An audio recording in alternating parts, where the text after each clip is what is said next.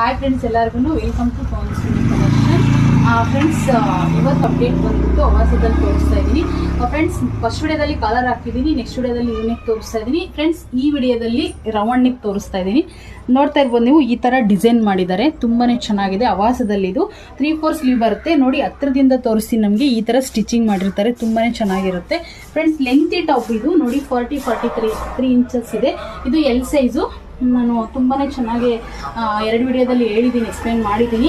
Friends, ಈ ಸರಿ M2XXL ಮಾತ್ರ ನಾನು ತರಿಸಿರೋದು, ಎಸ್ ತರಿಸಿಲ್ಲ ನಾನು. M2XXL ಮಾತ್ರ ನಿಮಗೆ ಸಿಗುತ್ತೆ.